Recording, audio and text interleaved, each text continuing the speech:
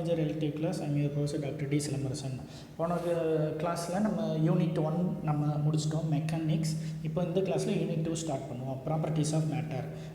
Properties of matter, மேட்டர்னால் நம்ம ஸ்கூலில் படிச்சிருப்போம் பொருட்கள்னு அர்த்தம். ஸோ பொருட்கள் 3 வகைப்படும்: திட, திரவ, வாயு. So matters are classified into 3 types: solid, liquid, gas. So மூணையும் நம்ம பேசிக்காக எப்படி டிஃபைன் பண்ணுவோம்? சாலிட் வந்து ரொம்ப ஸ்ட்ராங்காக இருக்கும். லிக்விட் சாலிடோடு கம்பேர் பண்ணல கொஞ்சம் ஸ்ட்ராங்னஸ் குறைஞ்சிருக்கும். லிக்விட்லேருந்து கேஸ் பார்க்கும்போது அது இன்னும் ஸ்ட்ராங்னஸ் கம்மியாக இருக்கும். அந்த ஸ்ட்ராங்னஸ் அப்படிங்கிறது எதை டிஃபைன் பண்ணுது அப்படின்னா அதில் உள்ள பார்ட்டிகிள்ஸை டிஃபைன் பண்ணுது. இப்போ சாலிட் பார்ட்டிகிள் இருக்கும். இதை நம்ம எப்படி அண்டர்ஸ்டாண்ட் பண்ணிக்கிறது? ஒரு கற்கண்டு எடுத்துக்குவோம். கற்கண்டில் நிறைய ஜீனி சேர்ந்து தான் ஒரு கற்கண்டாக இருக்குது. ஸோ ஒரு கற்கண்டு சாலிட் ஸ்டேட்டில் இருக்குது, ரைட்டா? ஸோ அது சாலிட் ஸ்டேட்டில் இருக்கும்போது அதில் வந்து நான் சொன்ன மாதிரி ஒவ்வொரு ஜீனியும் ரொம்ப நெருக்கமாக டைட்டாக பைண்ட் ஆகிருக்கு. அதே கற்கண்டை வந்து தண்ணியில் கரைச்சிட்டோம் அப்படின்னா லிக்விடாக மாறிடுது. ஸோ அதில் உள்ள லிக்விட் பார்ட்டிகல்ஸ்க்கு இடையில் உள்ள ஸ்பேஸ் வந்து அதிகமாக இருக்குது. அதே இது கேஸாக மாறும்போது அந்த பார்ட்டிகல்ஸ்க்கு இடையில் உள்ள டிஸ்டன்ஸ் ரொம்ப அதிகமாகுது. அதுதான் மூணுக்கும் உள்ள பேசிக் டிஃபரன்ஸ். அது இந்த டயக்ராம் பார்த்தாலே புரியும். ஸோ சாலிட் வந்து பார்ட்டிகலுக்கு இடையில் உள்ள டிஸ்டன்ஸ் வந்து ரொம்ப நெருக்கமாக இருக்கும். லிக்விடில் கொஞ்சம் கேப் அதிகமாக இருக்கும். கேஸில் ரொம்பவே அதிகமாக இருக்கும். Solid matter is composed of tightly packed particles. The particles are not free to move. A solid will retain its shape. So அதுக்குன்னு ஒரு ஷேப் இருக்கும். அதில் உள்ள பார்ட்டிகல்ஸ் ஃப்ரீயாக மூவ் ஆகாது. அடுத்து liquid matter is made up of loosely packed particles. The particles can move about within the liquid, but they are packed densely enough that the shape of each container. So வாட்டரை வந்து ஒரு நம்ம water கேனில் எடுக்கிறோம் அப்படின்னா water can cylinder ஃபார்மில் இருந்துச்சுன்னா அப்போ அந்த வாட்டரோட ஷேப் வந்து சிலிண்டர் நம்ம எடுத்துக்கிறோம். இது வேறு ஒரு பாத்திரம் வேறு ஒரு ஷேப்பில் நம்ம எடுத்தோம்னா அந்த ஏற்ற மாதிரி அது கண்டெய்னருக்கு ஏற்ற மாதிரி லிக்விடோட ஷேப் மாறிக்கிட்டே இருக்கும். அடுத்து gas. Gases matter is composed of more loosely packed particles. That is, it has neither a definite shape nor a definite volume. A gas can be compressed. So பார்ட்டிகலுக்கு இடையில் உள்ள டிஸ்டன்ஸை வச்சு தான் இந்த மேட்டரை 3 டைப்ஸாக பிரிக்கிறோம்: solid, liquid, gas. Real life example, சாலிடுக்கு எக்ஸாம்பிள் ஐஸ் க்யூப் எடுத்துக்கிறோம். லிக்விட் அதே இது வாட்டராக இருந்துச்சுன்னா. அடுத்து நீராவியாக இருக்கும்போது கேஸ். சாலிடுக்கு வந்து ஐஸ் க்யூப். ஸோ அதுக்கு வந்து டென்சிட்டி அதிகம். டென்சிட்டி அதிகம்னா நம்பர் ஆஃப் பார்ட்டிகல்ஸ்க்கு இடையில் உள்ள டிஸ்டன்ஸ் வந்து ரொம்ப நெருக்கமாக இருக்குன்னு அர்த்தம். லிக்விட் வாட்டராக இருக்கும்போது லூஸ்லி பேக்டு பார்ட்டிகல்ஸ்.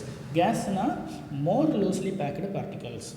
அடுத்து பைண்டிங் ஃபோர்ஸ். நான் சொன்ன மாதிரி இந்த ஐஸ் க்யூப் அப்படிங்கிறது நிறையா வாட்டர் மாலிகூல் சேர்ந்தது தான் ஐஸ் க்யூப் ஆகுது. நிறையா ஜீனி சேர்ந்து தான் கற்கண்டு ஆகுது. ஸோ அந்த ஒவ்வொரு ஜீனியும் நம்ம இணைக்கிறதுக்கு அதில் 2 ஜீனிக்கு இடையில் ஒரு ஃபோர்ஸ் இருக்கணும். ஆட்டம்க்கு இடையிலையும் மாலிகூலுக்கு இடையிலையும். அந்த ஃபோர்ஸ் தான் பைண்டிங் ஃபோர்ஸ். பிணைப்பு ஆற்றல், பிணைப்பு விசை அப்படின்னு நம்ம ஸ்கூல் படிச்சிருக்கோம். ஸோ பைண்டிங் எனர்ஜினா பிணைப்பு ஆற்றல். அந்த பிணைப்பு விசை ரெண்டும் ஜாயிண்டாக இருக்குதுல்ல, அதுதான் binding force.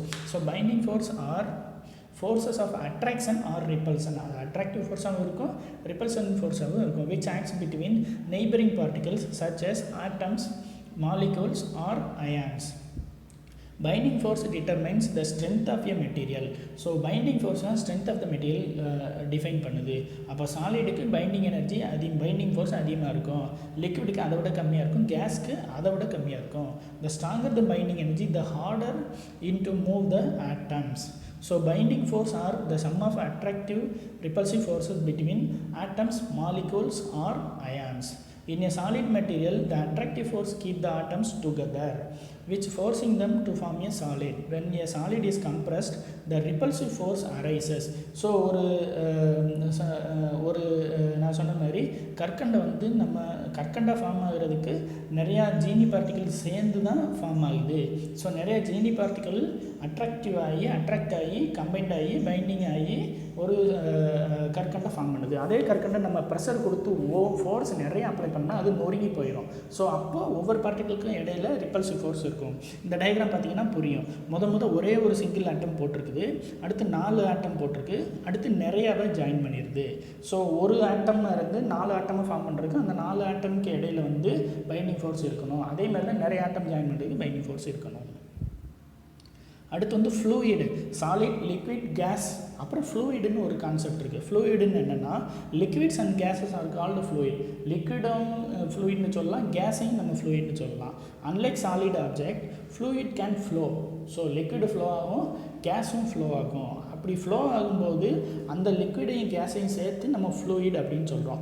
Gases are compressible versus liquid are incompressible. Gas வந்து நம்ம கம்ப்ரெஸ் பண்ண முடியும், லிக்விடை வந்து கம்ப்ரெஸ் பண்ண முடியாது. A fluid is a substance that can flow when external force is applied on it. அதுதான் ஃப்ளூயிடுக்குரிய டெஃபினிஷன். அடுத்து ப்ரெஷர். ப்ரெஷர்னா it is defined as the average force per unit area at the particular region of liquid or gas. P is equal to F by A. Pressure கூடுதுன்னா force கூடுதுன்னு அர்த்தம்.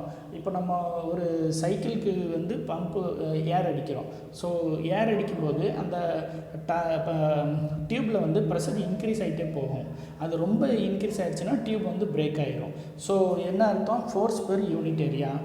ஒரு பொருளுக்கு நம்ம ஒரு ஃபோர்ஸ் மேலேருந்து நம்ம அப்ளை பண்ணுறோம். ஸோ எவ்வளோ ஃபோர்ஸ் அப்ளை பண்ணுறோம், இன்னும் எவ்வளவு ஏரியா. ஸோ அதுதான் pressure is equal to F by A. Here P is equal to pressure, F is the force, A is unit area.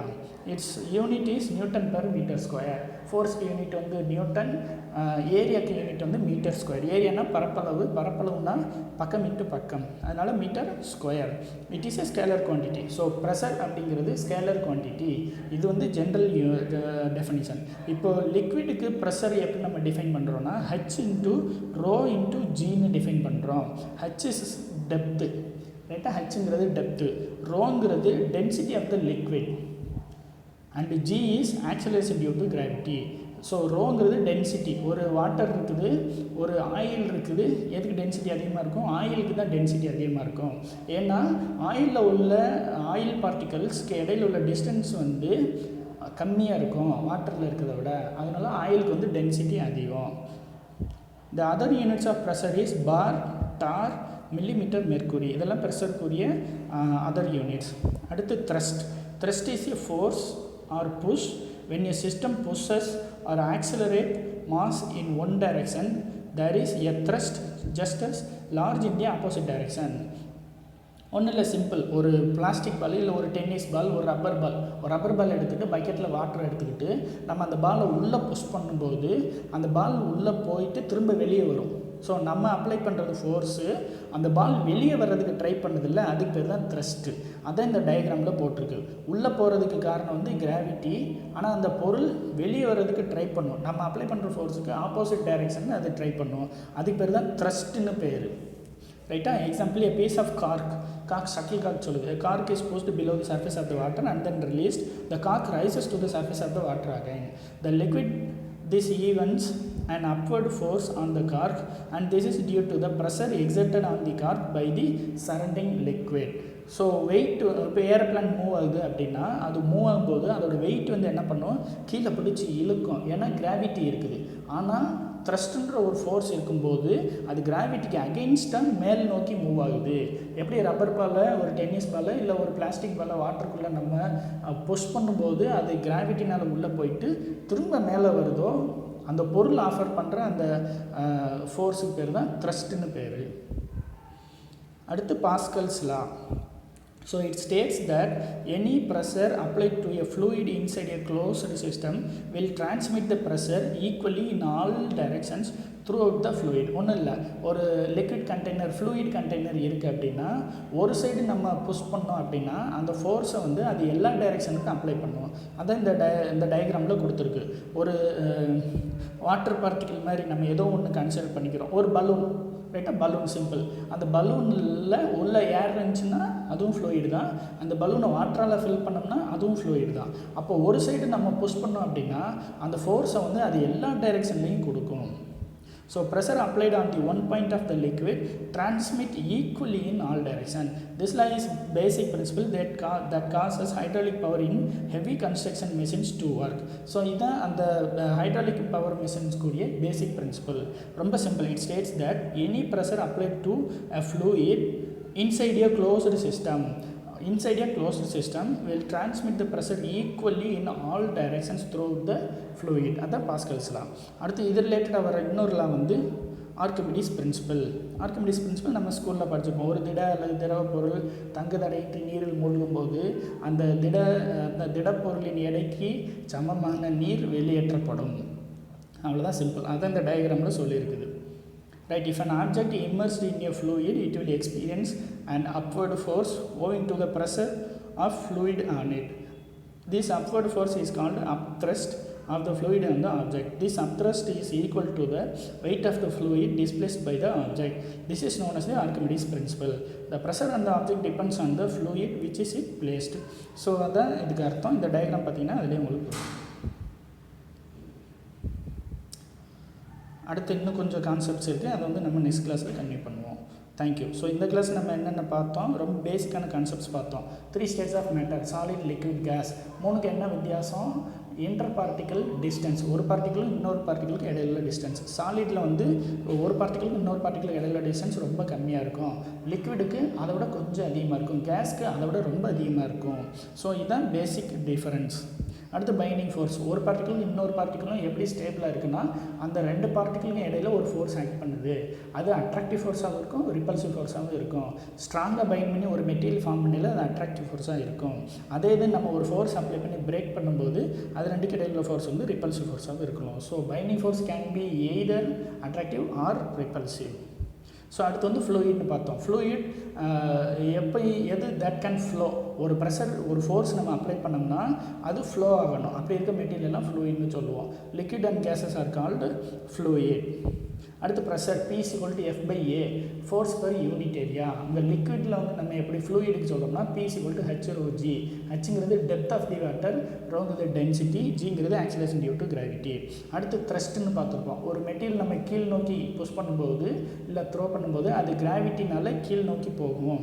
ஆனால் அந்த மெட்டீரியல் அந்த கிராவிட்டியை எதிர்த்து மேல் நோக்கி வர ட்ரை பண்ணும் ஃப்ளூயிடில் இருக்கும்போது. அதனால தான் அந்த மெட்டீரியல் அந்த அப்வர்டு ஃபோர்ஸ் கொடுக்குறதில்ல, அந்த ஃபோர்ஸுக்கு பேர் தான் த்ரஸ்ட்டுன்னு பேர். So thrust is a force just as large in the opposite direction. So கிராவிட்டிக்கு ஆப்போசிட் டைரக்ஷனில் இருக்கும். இந்த டயக்ராம் பார்த்தாலே உங்களுக்கு ஈஸியாக புரியும். அடுத்து வந்து பாஸ்கல்ஸ் லா. ஒரு ஃப்ளூயிடில் அது க்ளோஸ்டு சிஸ்டமில் இருக்கும்போது ஒரு சைடு நம்ம அப்ளை பண்ணுற ஃபோர்ஸ் வந்து அது எல்லா டைரெக்ஷனுக்கும் யூனிஃபார்மாக ட்ரான்ஸ்ஃபார்ம் பண்ணணும். அடுத்து ஆர்க்கிமிடிஸ் பிரின்சிபல். ஸோ அது எவ்வளோ வெயிட் இருக்கோ அவ்வளோ வெயிட்டுக்கான வாட்டரை வந்து கன அளவு உள்ள நீரை வந்து அது வெளியேற்றும். அதுதான் ஆர்க்கிமிடிஸ் பிரின்சிபல். ஸோ ரிமைனிங் வந்து நம்ம நெக்ஸ்ட் கிளாஸில் பார்ப்போம். தேங்க்யூ.